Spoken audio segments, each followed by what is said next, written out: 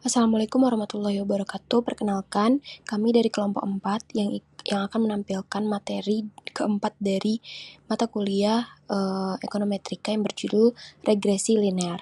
Materi pertama yaitu pengertian regresi linear. Regresi dalam penelitian kuantitatif adalah metode statistik yang digunakan untuk memeriksa hubungan antara variabel independen dan dependen. Metode ini membantu peneliti untuk memahami sejauh mana variabel independen mempengaruhi variabel dependen.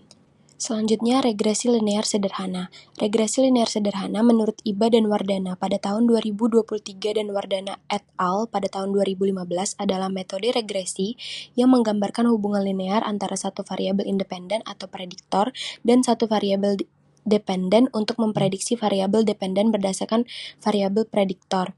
Persamaan regresi linear sederhana memiliki bentuk standar umum sebagai berikut, yaitu Y sama dengan A tambah BX. Selanjutnya ada beberapa kriteria dan statistik dalam evaluasi regresi linear sederhana. Yang pertama itu adalah koefisien determinasi atau R-squared.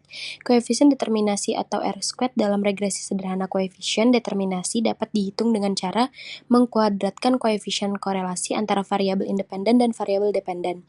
Secara matematis, koefisien determinasi regresi sederhana dapat dihitung dengan rumus KD sama dengan R2 kali 100%. Terus yang kedua ada koefisien regresi. Dalam regresi sederhana, koefisien regresi dapat dipresentasikan sebagai besarnya peningkatan dan penurunan rata-rata dari variabel dependen untuk setiap satuan kenaikan variabel dependen.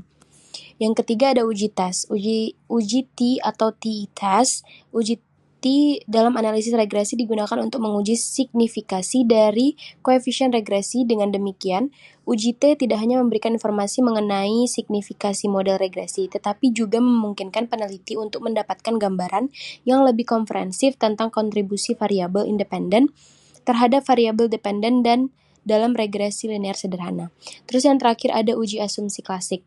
Di dalam praktiknya, peneliti juga harus memperhatikan asumsi-asumsi regresi linear sederhana seperti asumsi normalitas, asumsi homoskedasitas, asumsi heteroskedastisitas, dan asumsi linearitas untuk memastikan validitas hasil analisis regresi. Adapun sebagai berikut contoh soal regresi sederhana, dan ada cara untuk menyelesaikan masalah dari soal tersebut, yaitu kita dapat mengikuti langkah-langkah sebagai berikut. Yang pertama, buat tabel bantuan, kemudian yang kedua rangkuman tabel bantuan, terus juga hitung nilai A dan B, setelah itu masukkan ke dalam persamaan umum dan interpretasikan persamaan tersebut. Lalu regresi linear berganda. Regresi linear berganda adalah metode analisis statistik yang digunakan untuk mengevaluasi hubungan antara satu variabel dependen atau Y atau dua atau lebih variabel yang tidak bersangkutan pada X1, X2, X3, dan sebagainya.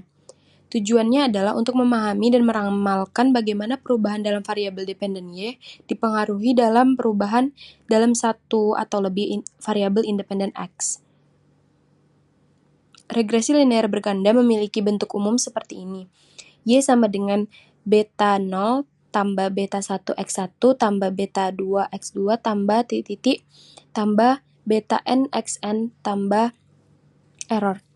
Keterangannya, Y sama dengan variabel dependen, X2, X1 atau Xn adalah variabel independen, B0 adalah intercept atau konstanta, B1 beta 2 beta n adalah koefisien regresi yang menunjukkan pengaruh masing-masing variabel independen, dan error adalah adalah kesalahan atau residual antara nilai sebenarnya dan nilai yang diprediksi. Dan beberapa kriteria statistik dalam evaluasi regresi linear sederhana ini bisa dijelaskan secara singkat, yaitu yang pertama koefisien determinasi atau R-squared mengukur proporsi variasi dalam Y dan dapat dijelaskan oleh X.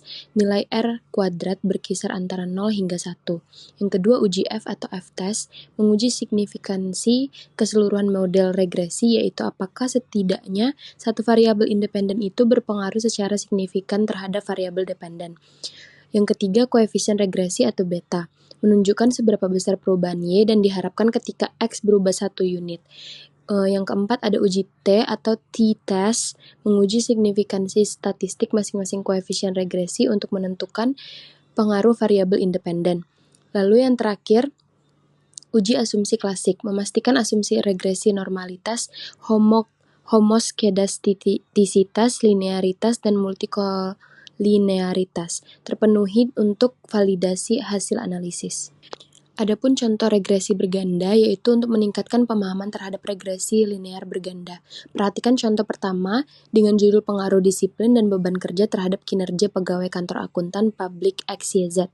Berikut ini ada data hasil penelitiannya yang sudah dicantumkan di dalam PPT ini, dan ada pula cara untuk menyelesaikan masalahnya, yaitu dengan diikuti oleh langkah-langkah sebagai berikut, yaitu yang pertama, kita harus membuat tabel bantuan, dan yang kedua rangkuman tabel bantuan. Setelah itu, nilai A, B1, dan B2 dihitung secara sistematis, kemudian masukkan ke dalam persamaan umum dan interpretasikan persamaannya. Demikianlah sekian materi yang dapat kami sampaikan dari kelompok 4 mengenai regresi linear. Jika ada salah kami mohon maaf. Assalamualaikum warahmatullahi wabarakatuh dan terima kasih.